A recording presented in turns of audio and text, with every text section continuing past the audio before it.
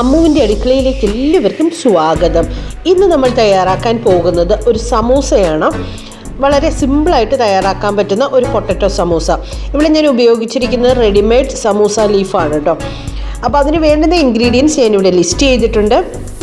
മസാല തയ്യാറാക്കുന്നതിന് വേണ്ടി ആദ്യം തന്നെ ഒരു പാൻ അടുപ്പത്ത് വെച്ച് അതിലേക്ക് 2 ടേബിൾ സ്പൂൺ ഓയിൽ ഒഴിച്ചു കൊടുക്കാം. ഞാനിവിടെ ഉപയോഗിച്ചിരിക്കുന്നത് സൺഫ്ലവർ ഓയിലാണ്. എണ്ണ ഒന്ന് ചൂടായി കഴിയുമ്പോൾ പൊടിയായി അരിഞ്ഞു വെച്ചിരിക്കുന്ന 1 ടേബിൾ സ്പൂൺ വെളുത്തുള്ളി ചേർത്ത് കൊടുക്കാം. വെളുത്തുള്ളി ഒന്ന് വഴറ്റിയെടുക്കാം. അതിൻ്റെ കൂടെ നമുക്ക് എരിവിന് ആവശ്യത്തിന് പച്ചമുളക് ചേർത്ത് കൊടുക്കാം. ഞാനിവിടെ ഒരു 4-5 പച്ചമുളക് പൊടിയായി അരിഞ്ഞത് ചേർത്ത് കൊടുക്കുന്നുണ്ട്.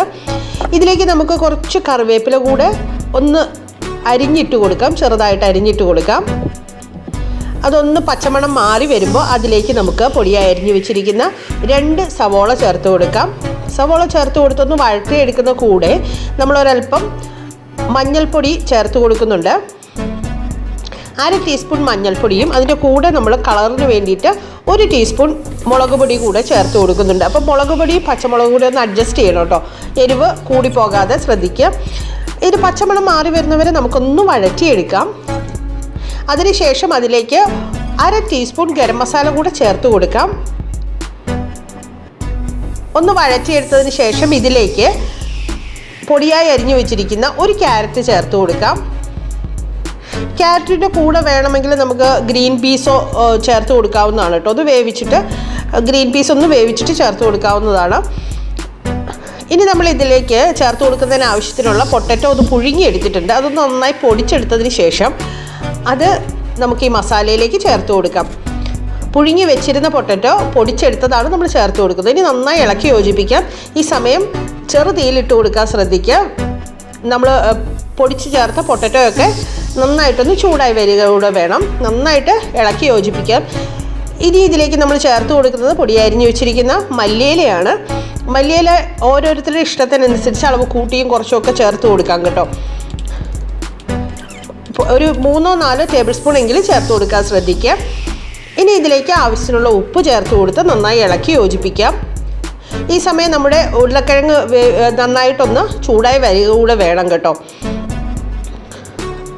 നന്നായി ഇളക്കി യോജിപ്പിച്ചതിന് ശേഷം നമുക്കിത് തീയിൽ നിന്ന് മാറ്റി വയ്ക്കാം. നമ്മുടെ മസാല ഏകദേശം തയ്യാറായി കഴിഞ്ഞു. ഇനി എങ്ങനെയാണ് നമ്മൾ സമൂസ സെറ്റ് ചെയ്യുന്നതെന്ന് നോക്കാം. ഇതിനു വേണ്ടി ഞാൻ എടുത്തിരിക്കുന്ന സമൂസ ലീഫാണ്, റെഡിമെയ്ഡ് സമൂസ ലീഫാണ് കേട്ടോ. ആദ്യം നമ്മൾ ഒരല്പം മൈദ കൊണ്ട് ഒരു പേസ്റ്റ് ഉണ്ടാക്കി വെക്കുകയാണ്. 2 ടേബിൾ സ്പൂൺ മൈദ എടുത്തിട്ട് ആവശ്യത്തിന് വെള്ളം ഒഴിച്ച് ഒരു ലൂസ് കൺസിസ്റ്റൻസിയിൽ എടുത്താൽ മതി. ഇതുപോലെ ഇളക്കി യോജിച്ച് മാറ്റി വെച്ചിട്ടുണ്ട്. അതിൻ്റെ സൈഡ് ഒന്ന് ഒട്ടിക്കാൻ വേണ്ടിയിട്ടാണ് നമ്മളിത് ഉപയോഗിക്കുന്നത്. ഇനി നമുക്ക് സമൂസ ലീഫ് ഇതുപോലെ എടുക്കാം. അതിനുശേഷം നമുക്കിത് ട്രയാങ്കിൾ ഷേപ്പിൽ ഇതുപോലൊന്ന് ഫോൾഡ് ചെയ്തെടുക്കണം. ശരി, ഒരു കോൺ ഷേപ്പ് കിട്ടുന്ന രീതിയിൽ വേണം ഫോൾഡ് ചെയ്യാനായിട്ട്. വേണമെങ്കിൽ അതിന് എഡ്ജ് നമുക്ക് ഒട്ടിച്ചു കൊടുക്കാവുന്നതാണ് കേട്ടോ. ഇതിലേക്ക് നമ്മൾ ആവശ്യത്തിനുള്ള ഫില്ലിങ് വെച്ച് കൊടുക്കുകയാണ്. ഞാനിവിടെ ഏകദേശം 2 ടേബിൾ സ്പൂൺ ഫില്ലിങ് വെച്ച് കൊടുക്കുന്നുണ്ട്. ഇനി നമുക്ക് ഇതുപോലെ തന്നെ അതേ ഷേപ്പ് മെയിൻറ്റെയിൻ ചെയ്തുകൊണ്ട് അതൊന്ന് ഫോൾഡ് ചെയ്തെടുക്കാം. അതിൻ്റെ എഡ്ജിൽ നമ്മൾ തയ്യാറാക്കിയിരിക്കുന്ന മൈദയുടെ പേസ്റ്റ് തൂത്ത് കൊടുക്കാം. ഇതുപോലെ ഒന്ന് തൂത്ത് കൊടുത്തതിന് ശേഷം അത് ഒട്ടിച്ച് മാറ്റി വയ്ക്കാവുന്നതാണ്. ഇതുപോലെ നമുക്ക് എല്ലാ സമൂസകളും തയ്യാറാക്കിയെടുക്കാം. ഇതുപോലെ നമ്മൾ ആദ്യം ഒന്ന് ഒട്ടിച്ചു കൊടുത്താൽ കോണ കറക്റ്റായിട്ട് ഇരിക്കും. അപ്പം ഞാൻ അതുപോലെ സൈഡ് ഒന്ന് ഒട്ടിച്ചു കൊടുത്തിട്ടുണ്ട്.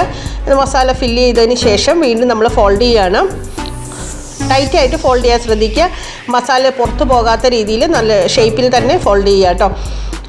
സൈഡ് നമുക്ക് ഇതുപോലെ ഒട്ടിച്ചു കൊടുക്കാം. നമ്മളതുപോലെയുള്ള എല്ലാ സമൂസകളും ഫില്ല് ചെയ്ത് കഴിഞ്ഞു. സമൂസ തയ്യാറാക്കി കഴിഞ്ഞു. ഇനി നമുക്കിതൊന്ന് വറുത്തെടുക്കാം. അതിന് വേണ്ടിയിട്ട് ഒരു പാൻ അടുപ്പത്ത് വെച്ചതിലേക്ക് ആവശ്യത്തിനുള്ള എണ്ണ ചൂടാക്കാനായിട്ട് ഞാൻ വെച്ചിരുന്നു.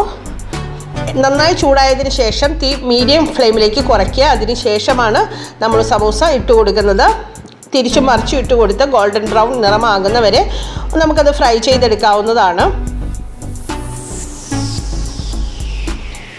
നമ്മുടെ ഫില്ലിങ് ഓൾറെഡി വെന്തതായതുകൊണ്ട് അധികം സമയമൊന്നും വേണ്ട. പെട്ടെന്ന് തന്നെ നമുക്കിത് ഫ്രൈ ചെയ്ത് എടുക്കാവുന്നതാണ് കേട്ടോ. നമ്മുടെ സമൂസ ഏതാണ്ട് തയ്യാറായി കഴിഞ്ഞു. എണ്ണയിൽ നിന്ന് കോരി മാറ്റാം. ബാക്കി നമ്മൾ തയ്യാറാക്കിയിരിക്കുന്ന സമൂസകളും ഇതുപോലെ തന്നെ നമുക്ക് വറുത്തെടുക്കാവുന്നതാണ്.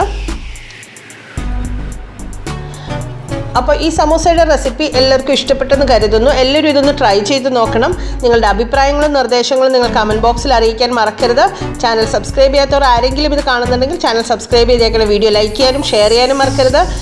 ആ ബെല്ലൈക്കൺ കൂടെ പ്രസ് ചെയ്താൽ ഞാനിടുന്ന വീഡിയോസ് നോട്ടിഫിക്കേഷൻസായി അപ്പോൾ ലഭിക്കുന്നതായിരിക്കും. Thank you for watching.